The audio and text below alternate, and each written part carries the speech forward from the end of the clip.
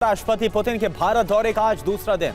आज सुबह 11 बजे राष्ट्रपति भवन में स्वागत होगा। औपचारिक तौर पर सुबह 11:30 पर महात्मा गांधी को नमन करेंगे, राजघाट जाएंगे व्लादिमीर पुतिन और सुबह 11:50 पर प्रधानमंत्री मोदी के साथ बैठक होगी। हैदराबाद हाउस पहुंच जाएंगे और उसके बाद हैदराबाद हाउस में ही दोपहर 1:50 पर संयुक्त बयान जारी किया जाएगा, ज्वाइंट प्रेस नोट जारी किया जाएगा। फिर दोपहर 3:40 पर बिजनेस फोरम को संबोधित करेंगे राष्ट्रपति पुतिन और शाम 7 बजे राष्ट्रपति भवन में डिनर होगा। ये पूरी आइटनरी इस वक्त आपको हम बता रहे हैं आज की क्या रहने वाली है।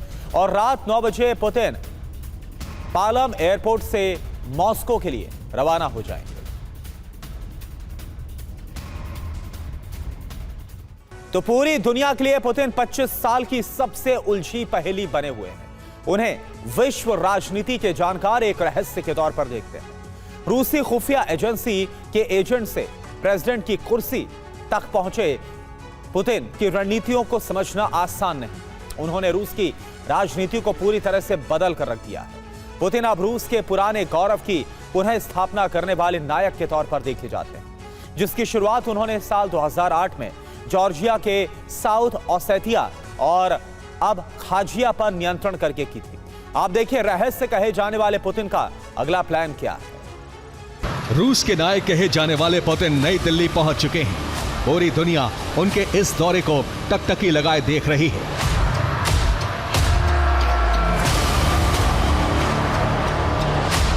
भारत रूस की दोस्ती का यह नया अध्याय है, क्योंकि इस वक्त ग्लोबल ऑर्डर बदल रहा है। दुनिया दो खेमों में बट रही है और पुतिन अपना खेमा मजबूत करने में जुटे हैं।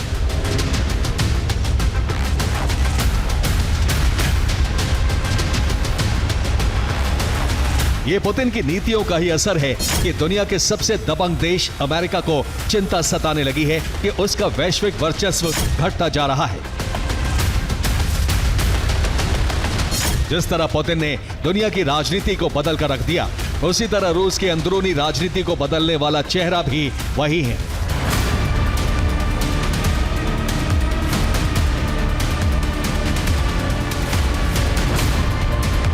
कुछ दिन बीते हैं जब पुतिन रूस के लोगों को पीटर द ग्रेट की कहानी सुना रहे थे, जिन्होंने रूसी साम्राज्य का विस्तार स्वीडन तक किया था।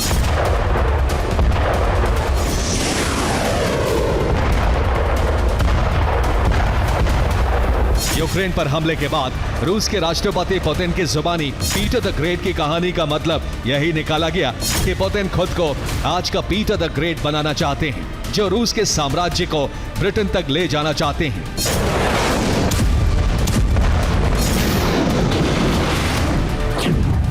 यूरोप के देशों को शक है कि पुतिन का इरादा पीटर द ग्रेट के साम्राज्य की तरह रूस का विस्तार करना है, जिसकी शुरुआत 2008 में जॉर्जिया से हुई। फिर यूक्रेन की बारी आई और यूक्रेन के बाद Moldova, Poland, Latvia, Lithuania, Estonia, कोई भी देश रूस का अगला शिकार हो सकता है।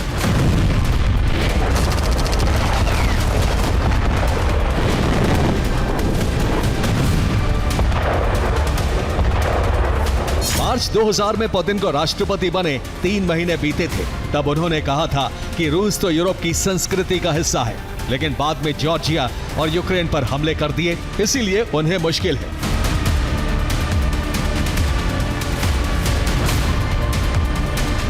पुतिन का प्लान डिकोड करना तो दूर, आज तक दुनिया की इंटेलिजेंस एजेंसियां रूस की राजनीति में पुतिन की एंट्री और सत्ता के शिखर पर पहुंचने का रहस्य भी नहीं सुलझा पाई।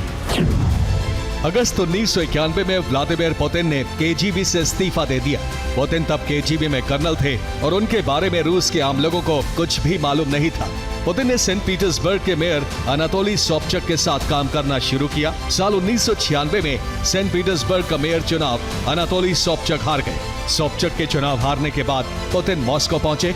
उन्हें क्रेमलिन में नौकरी मिल गई। तब रूस के राष्ट्रपति थे बोरिस येल्सिन, जिन्होंने पुतिन को तेजी से प्रमोशन देते हुए 1998 में रूसी खुफिया एजेंसी एफएसबी का चीफ बनाया और फिर 1999 में रूस का प्रधानमंत्री भी बनाया। 31 दिसंबर 1999 को येल्सिन ने पुतिन को कार्यकारी राष्ट्रपति बनाकर राजनीति से संन्यास ले लिया।